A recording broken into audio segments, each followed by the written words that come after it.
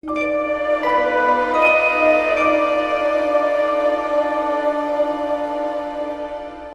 everybody, my name is Ishmael Mubarak and welcome to the channel MI4 Studios on YouTube. Do subscribe, ring the notification bell and get notified when we are live with you, and also do follow us on TikTok MI4 Studios. Right.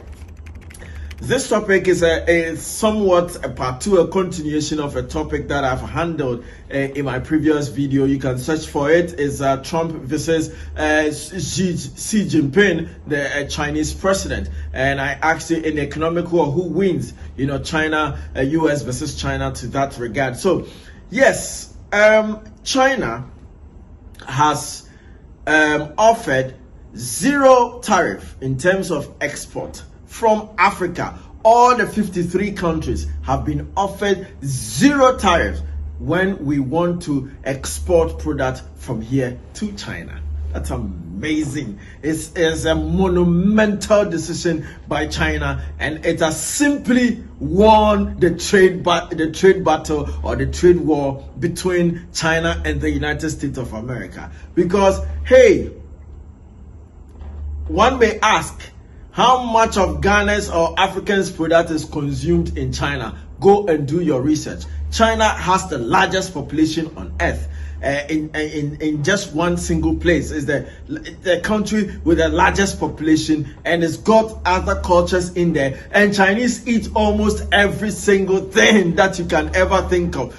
Snakes, frogs, lizards, vultures, whatever name you can mention, Chinese will consume that. So any other thing you think you could get the certification to be able to, breed in large quantities and process and export to China, China is saying that if Donald J. Trump and the American government is slapping a lateral 10% tariff on every single country that seeks to export whatever it is into their economy, and China is bringing us a zero export tariff.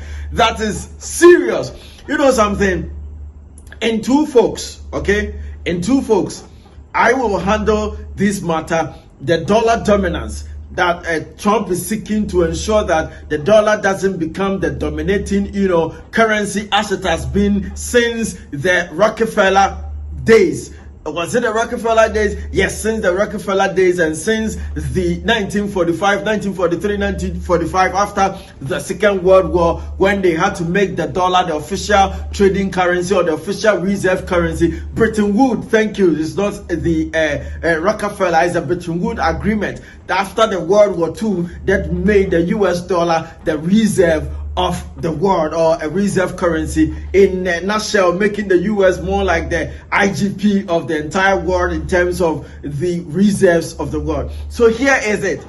Since the dollar has become, most sought after currency, the US has been compelled to continuously print more dollar without having, solid grounds or solid backup to the dollar. And so there's so much paper in the US economy, or in terms of the numbers of money printing, there's so much on the papers that it has actually rocketed the US into an inflation-prone, economy that is actually pushing the numbers out of the roof and ensuring that there's not so much work happening in the US, but yes, still there's too much money in the US for the liking of the economical factors themselves. And so therefore, to de-economize the US economy from the inflation or from printing more money, you need to make the dollar unpopular.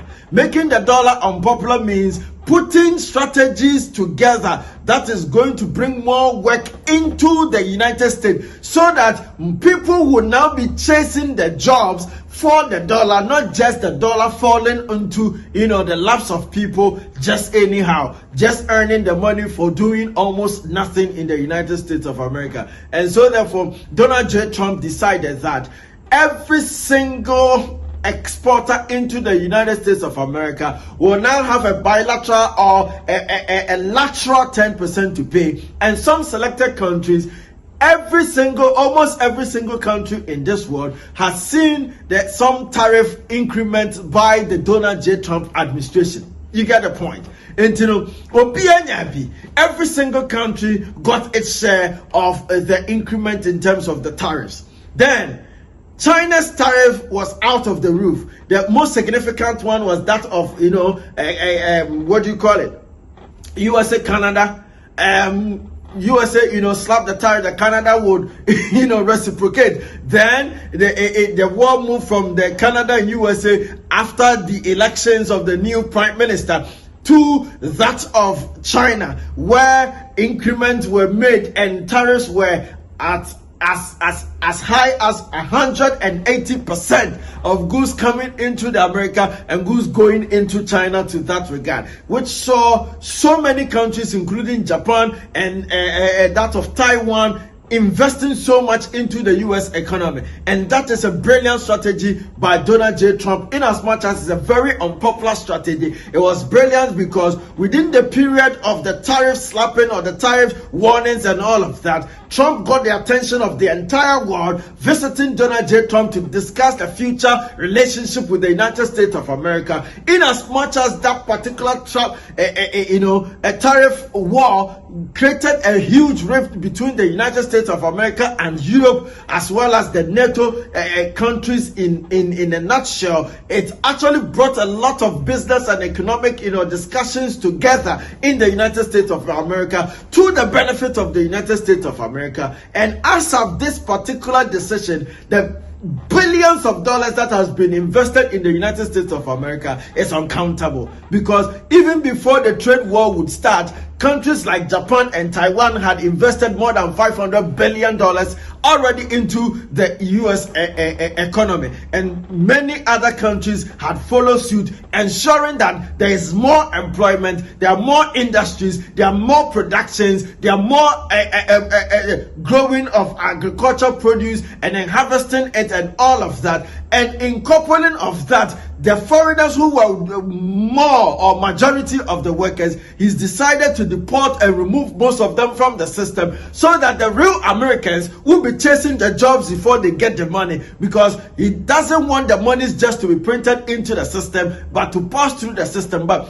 in a wake of doing that, stepping a lot of toes to that very regard. Then the biggest toe to step on is that of Xi Jinping, that is the Chinese president. Almost every single commodity on the US market, about 40% of the commodities on the US market is coming from China. Talk about the brands, the Gucci's, the Louis Vuittons, the bags, whatever it is. Phones, computers, laptops, whatever it is, about 40% is coming from China.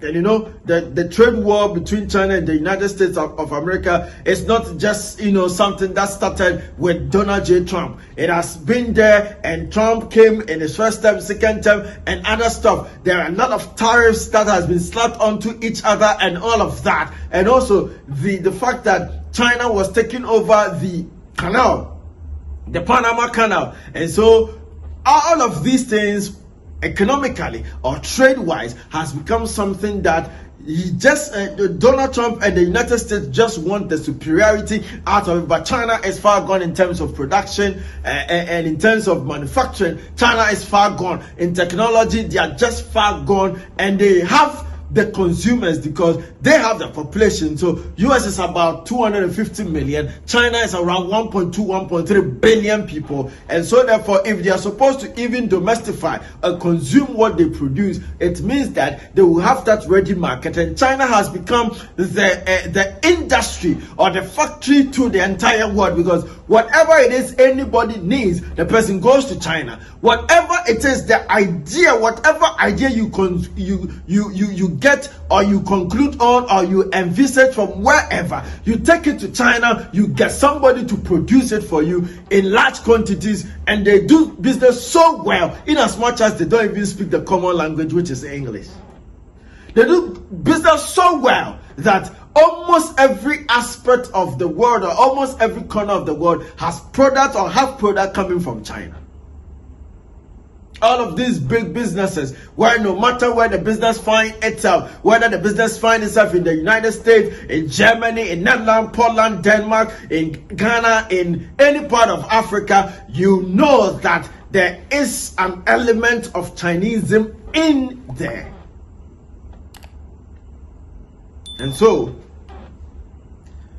to battle with such a person, or such an institution, or such a country, then it means you should be ready to do so much more. And a lot is happening within the United States as a result of the detention and also the deportation and all of that.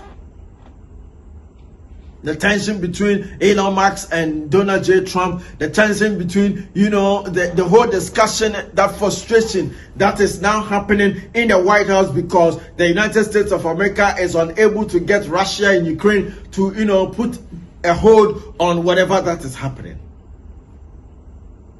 And the one country you do not joke with is China as of now. China is not the China we knew 30 years ago where, you can just bully the country and nothing can be said. Now China is very self-sufficient and has most of the most advanced technologies and an infrastructure, and they still invest in more, and they are building from toys to food to clothing to shoes to watches to whatever it is. They are just building every single day. China is building whatever it is they set their eyes on, they build it. The impossible is possible in China.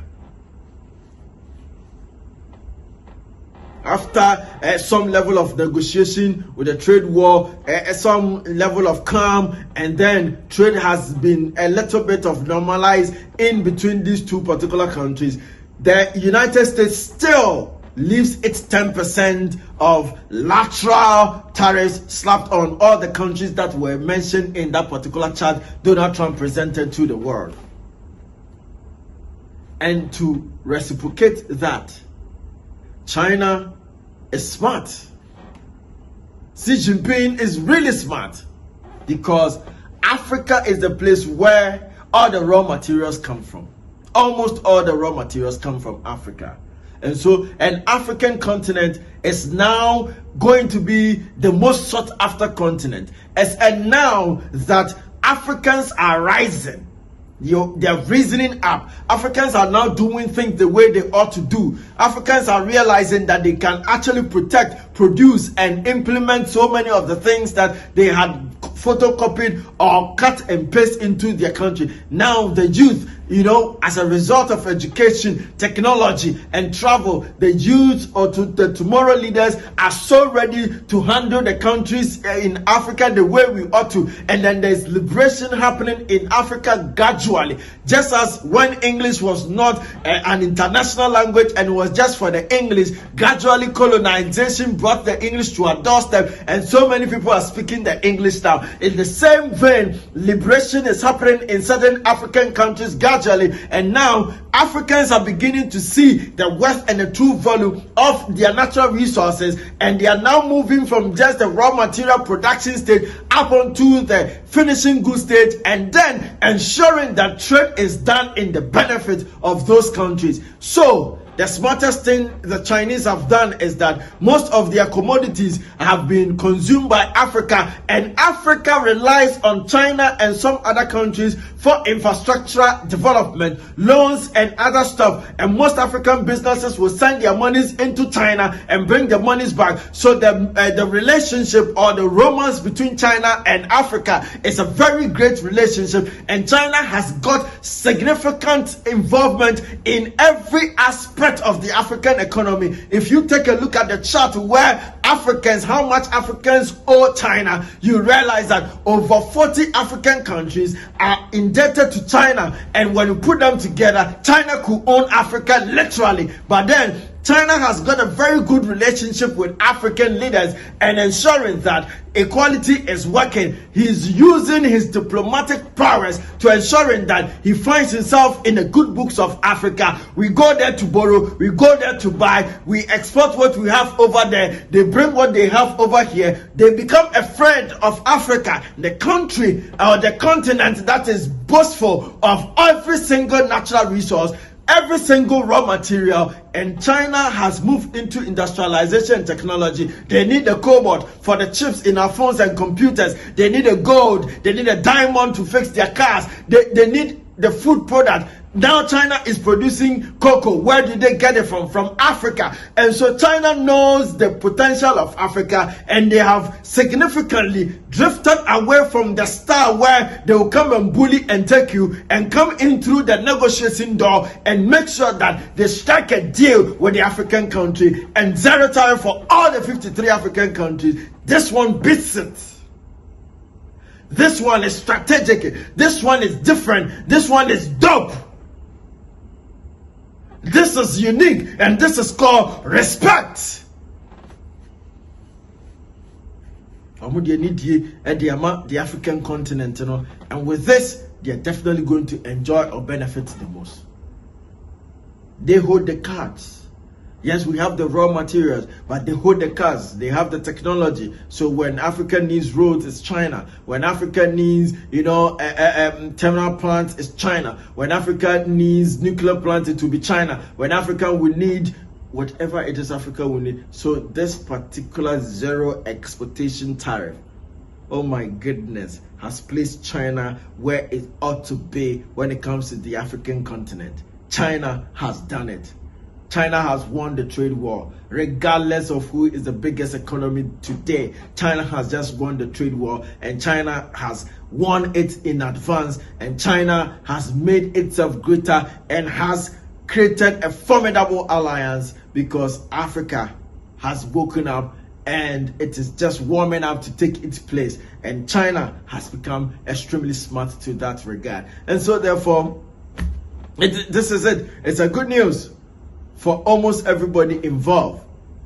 Well, who benefits the most? China would definitely benefit the most, but depending on how our leaders are going to treat this particular issue, Africa is really going to benefit. So Ghanaians and Africans watching, if you have any commodity or business, you can start doing your research as to what Chinese people need, and you start do your research as to how you can get the right certification to start the exportation of commodities, goods and services that is required in China, and become a millionaire through that, because it's something they are looking for. If you got it, you send it, and they are not going to tariff you for sending it. Yes, you're going to pay some taxes here and there for Ghana and all of that, but then China is telling you that it is zero for Africa. A big thank you for watching. My name is Ishmael Mubarak. Do subscribe to the channel on YouTube, MI4 Studios, and on TikTok. Follow us and leave a comment, MI4 Studios. Thank you for watching.